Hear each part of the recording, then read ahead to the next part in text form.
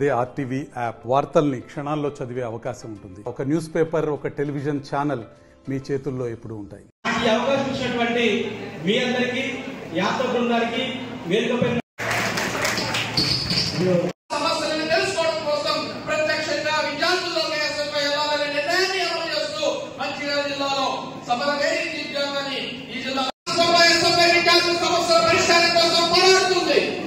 తెలంగాణ రాష్ట్రంలో గత ప్రభుత్వం టీఆర్ఎస్ పార్టీ ఆధ్వర్యంలో నేను ఒక టీవీ డిబేట్ లో మాట్లాడుతూ ఆ కాంగ్రెస్ పార్టీ మేనిఫెస్టో ఇచ్చినటువంటి డిబేట్ మేనిఫెస్టో కానీ ఈ రోజు మా దగ్గర డబ్బులు లేవు అంటున్నారు. స్కాలర్షిప్ ఫీజు వస్తుంది, పెండింగ్ లో ఉందని మేము పత్రికలో చూస్తున్నాం, టీవీలో చూస్తున్నాం. ఈ స్కాలర్షిప్ రియంబర్స్మెంట్ పథకాన్ని తీసుకొచ్చాడు.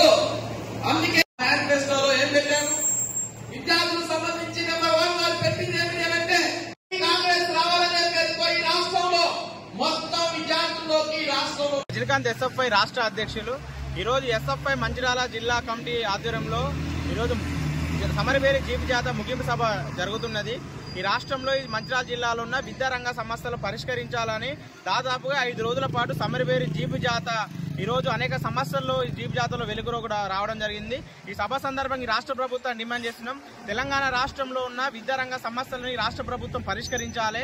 ఇప్పటి వరకు కూడా 19 నెలలు గడుస్తున్నాయి. ఈ రాష్ట్రంలో విద్యారంగం పైన కనీసం సమీక్ష లేని పరిస్థితి ఈ రాష్ట్రంలో కనిపిస్తున్నది. ఇప్పటికే ప్రభుత్వ పాఠశాలలో ఇప్పటికే కనీసం టీచర్ పోస్టులను పూర్తి స్థాయిలో భర్తీ చేయలేని పరిస్థితి. ఈరోజు కాంగ్రెస్ ప్రభుత్వం అధికారంలోకి వచ్చిన తర్వాత ఏకదాటిలో ఈరోజు టీచర్ పోస్టులు భర్తీ చేస్తామని చెప్పారు. కేవలం 5,000 పోస్టులు మాత్రం ఈరోజు భర్తీ చేసి ఈ రాష్ట్ర ప్రభుత్వం పక్క తప్పుకున్న పరిస్థితి ఉన్నది.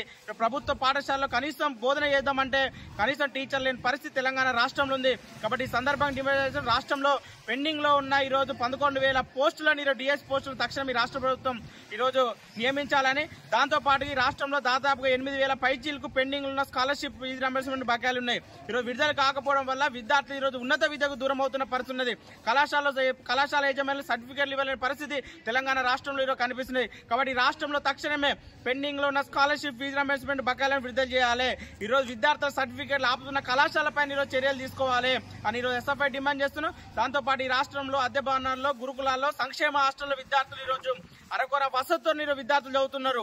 ఎక్కడ ఈరోజు విద్యార్థులకు మౌలిక వసతి లేని పరిస్థితి ఉన్నది. విద్యార్థులకు నాణ్యమైన భోజనం అందని పరిస్థితి ఉన్నది. ఈరోజు రాష్ట్రంలో చాలా గురుకులాల్లో, సంక్షేమ హాస్టల్లో ఫుడ్ పాయిజన్ ఘటనలు అవుతున్నాయి. దీనికి కారణం విద్యార్థులకు కనీసం మౌలిక వసతి లేక నాణ్యమైన భోజనం అందించకపోవడం వల్లనే విద్యార్థులకు ఫుడ్ పాయిజన్ ఘటనలు జరుగుతున్నాయి. ఈ ఫుడ్ పాయిజన్ ఘటనలు అరికట్టాలి, విద్యార్థులకు నాణ్యమైన భోజనం పెట్టాలని ఎస్ఎఫ్ఐ డిమాండ్ చేస్తున్నాం. దాంతోపాటు తెలంగాణ రాష్ట్రంలో విద్యార్థులను ఉన్నత విద్యను, దాంతోపాటు ఈరోజు ప్రాథమిక విద్యను దూరం చేయడానికి నూతన విద్యా విధానాన్ని ఈరోజు ఇంప్లిమెంటేషన్ చేయడానికి కోసం కాంగ్రెస్ ప్రభుత్వం పూనుకుంటుంది.